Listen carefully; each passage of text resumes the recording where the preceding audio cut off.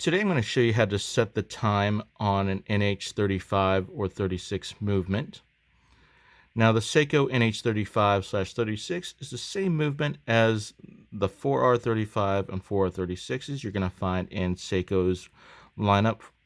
The only difference is if it comes in a Seiko watch from the factory, they'll label it as a 4R movement. If they sell the movement separate aftermarket, they'll call it an NH, but otherwise they're the exact same movement.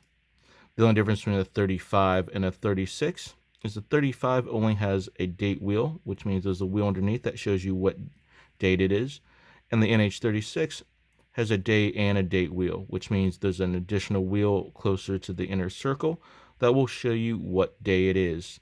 This one's an NH35, so it only shows you the date. Now the first thing we're going to do is make sure the watch is wound. When you first get the watch, the second hand may or may not be moving, and the watch may or may not be running.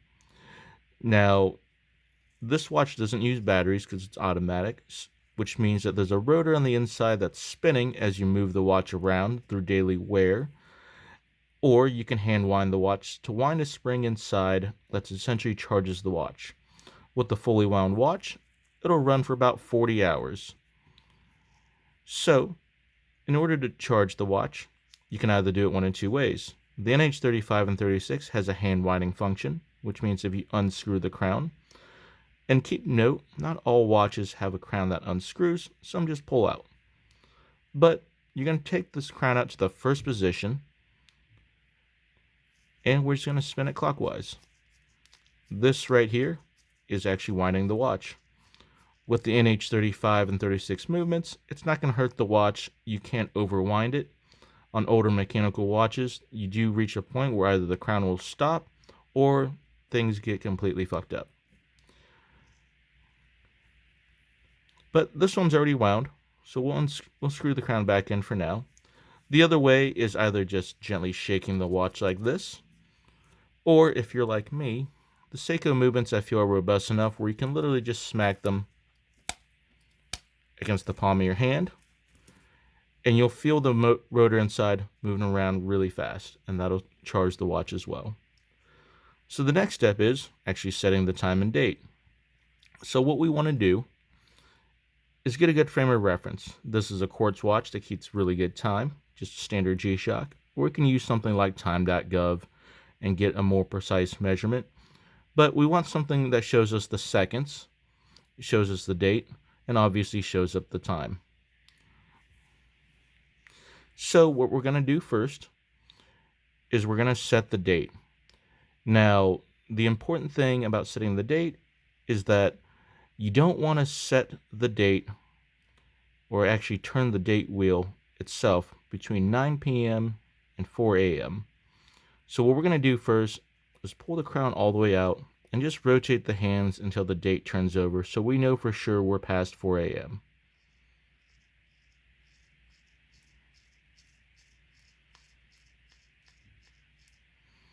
So you see now that the date's starting to turn over, we know that right now we're about 11:40 something p.m.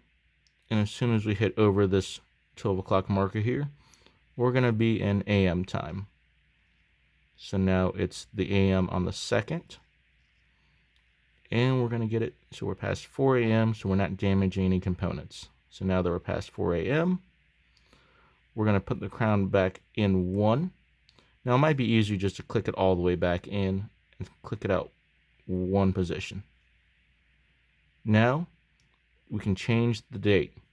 On an NH35, rotating it counterclockwise is going to change the date.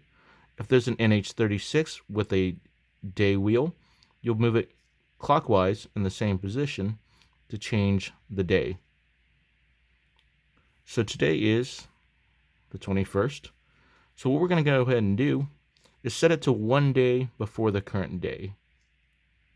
We're going to do that so we know whether we're in the right AM or PM orientation, and that way you don't end up with a scenario where your watch might turn over at 12 noon instead of 12 midnight. So we're going to take it to the 20th because our aim is to set it for the 21st. Now the next step is we're going to hack the second hand so we know that our seconds are accurate. Some older Seikos, like the 7S movements, don't have the ability to hack, which means if you pull this crown all the way out, the second hand will not stop. It'll keep going. But on the NH and 4R movements, if you pull it all the way out to set the time, the second hand will stop where it is. You can also use this kind of like a stopwatch feature if you really wanted to. But most people have phones for stuff like that. So what we're going to do is we're going to let the seconds run until it hits right at 12 o'clock. And we're going to pull out the stem as close as we can to that 12 o'clock orientation.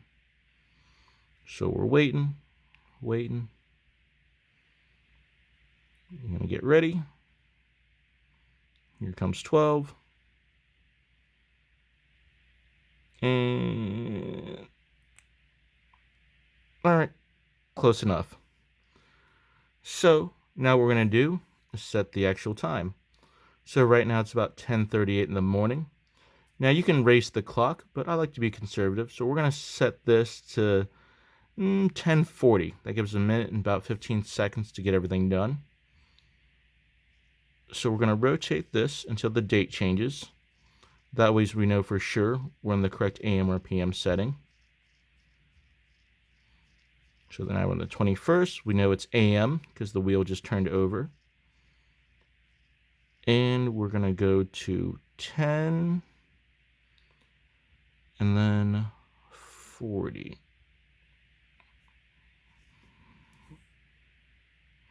So now we just wait.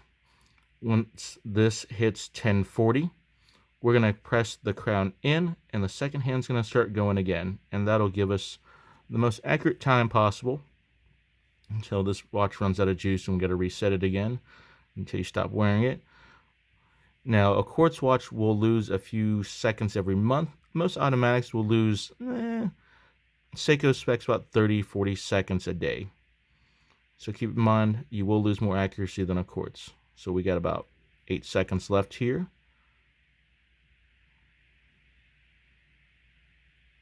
8, 9, 60. And now our date is set. So what you want to do now is just go ahead and push the crown back in. Screw it down if it has a screw down feature. Otherwise, just push it back in. And now the date is set. The time is correct.